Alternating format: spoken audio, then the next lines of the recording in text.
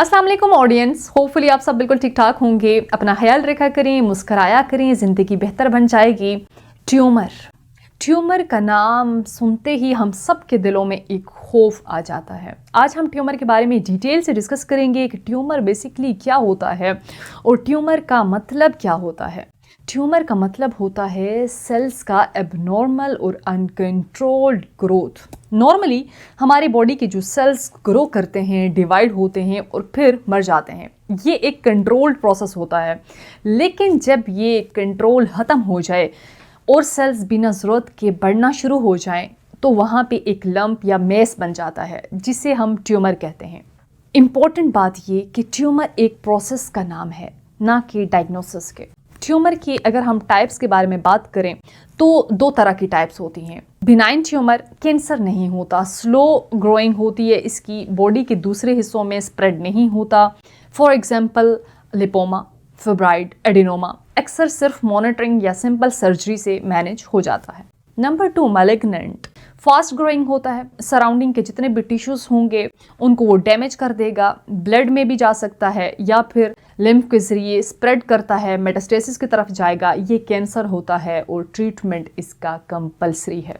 हर cancer tumour नहीं होता, लेकिन हर ट्यूमर कैंसर भी नहीं होता।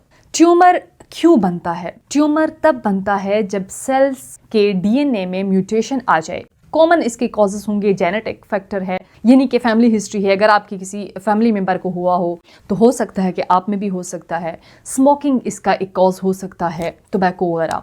रेडिएशन एक्सपोजर, हार्मोनल इम्बैलेंसमेंट, कोई क्रॉनिक आपको इन्फेक्शन चल रहा हो कि यानी बहुत टाइम से आपको जीआईटी डिस्टर्बेंस हो रहा हो, कोई स्टमक का इशू हो, कोई और क्रॉनिक इन्फेक्शन चल रहा हो, obesity, unhealthy lifestyle, environmental toxins. बहुत दफ़ा एग्जैक्ट कॉज पता ही नहीं होता और ये मेडिकली एक्सेप्टेबल है। अगर हम देखें कि बेसिक जो ट्यूमर है उसके क्या इनिशियल सिम्टम्स हो सकते हैं, तो ट्यूमर के सिम्टम्स डिपेंड करते हैं कि ट्यूमर किस जगह है, कितना बड़ा है, बेनाइन है, मैलिग्नेंट है, टाइप कौन सी है और स्टेज कौन सी है। जो अर्ली साइंस होते हैं, क्योंकि आज हम सिर्फ ट्यूमर को डिस्कस करें, हम आइदर ये डिस्कस नहीं करें कि ये ब्लड ट्यूमर है, इसोफेजियल कार्सिनोमा है, लंग्स का ट्यूमर है, सिर्फ हम ट्यूमर को डिस्कस करें तो हम इसके अर्ली साइंस को देखेंगे।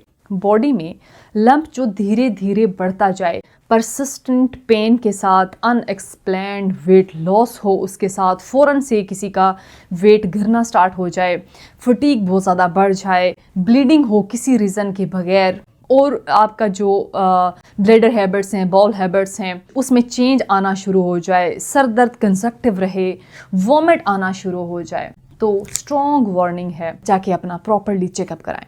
दर्द का ना होना ट्यूमर का हार्मलेस होने की गारंटी नहीं है, क्योंकि मोस्टली लोग कह रहे होते हैं कि मुझे यहाँ पे कोई मेस बन गया, हाथ में, बाजू में, पेट में, कमर पे, लेकिन उसका मुझे पेन नहीं है, तो ये ट्यूमर भी हो सकता है, लेकिन ऐसा नहीं है कि ट्यूमर ही हो।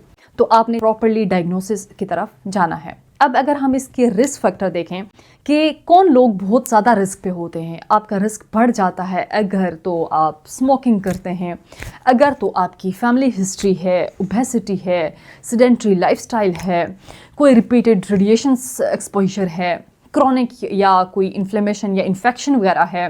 रिस्क फैक्टर का मतलब ये नहीं कि ट्यूमर ज़रूर होगा, बल्कि ये है कि अलर्ट रहना ज़रूरी है। अगर हम प्रिवेंशन के बारे में बात करें, इम्पॉर्टेंट बात यह है कि प्रिवेंशन पॉसिबल नहीं, लेकिन रिस्क कम हो सकता है। स्मोकिंग से परहेज़ करें, हेल्दी बैलेंस डाइट रखें, रेगुलर फिज़िकल एक्टिविटी करें, वेट को कंट्रोल करें, स्ट्रेस मैनेजमेंट करें, रेगुलर मेडिकल चेकअप कराएं। हम सालों सालों अपना चेकअप नहीं कराते, ठीक है, तो ज़रूरी है कि अपना चेकअप मेडिकली हर साल लाजमी करवाएं। अर्ली कुछ स्क्रीनिंग टेस्ट वगैरह होते हैं। प्रिवेंशन का सबसे स्ट्रॉन्ग वेपन है कि जाकर अपने स्क्रीनिंग टेस्ट करा दें।